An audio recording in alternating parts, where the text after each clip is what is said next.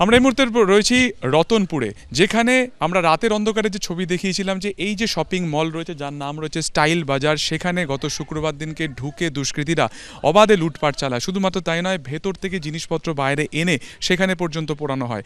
রেয়াত করা হয়নি পাশের মেডিকেল যে শপ রয়েছে, অর্থাৎ যে ওষুধের দোকান রয়েছে বা তার পাশে যে পাইকারি শপ রয়েছে সেগুলো।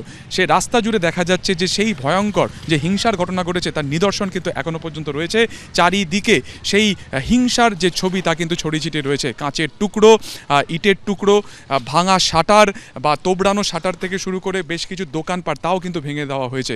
এবং ইতিমধ্যে গতকালকে কলকাতা হাইকোর্টের নির্দেশের পরে সেন্ট্রাল ফোর্সের তরফে যে নির্দেশ দেওয়া হয়েছে সেই সেন্ট্রাল ফোর্স মোতায়েনের, সেখান থেকে দেখা যায় যে বিএসএফের একাধিক টিম তারা কিন্তু এই মুহূর্তে উপদ্রুত এলাকাতে তারা ঘুরছেন, রুট মার্চ করছেন, যাতে অশান্তি কোনোভাবে পুনরাবৃত্তি না ঘটে সেই চেষ্টাই তারা কিন্তু করছেন।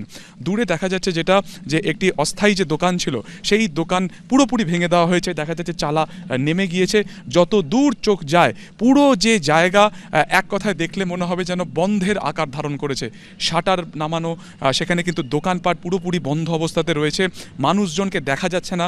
গতকালকে আমরা জানি রাজ্য পুলিশের একাধিক উচ্চপদস্থ আধিকারিক তারা কিন্তু ঘটনাস্থলে আসেন রাত্রেবেলাতে, বিভিন্ন জায়গাতে তারা কিন্তু কার্যত রুট মার্চ করেন এবং যাতে কোনোভাবে অশান্তি না হয় সেই বার্তাই কিন্তু দেওয়া হয় প্রত্যেকটি মানুষকে। তারপরে দেখা গেছে যে কিন্তু আজকে কোথাও সেভাবে মানুষজন কিন্তু জড়ো হয়নি।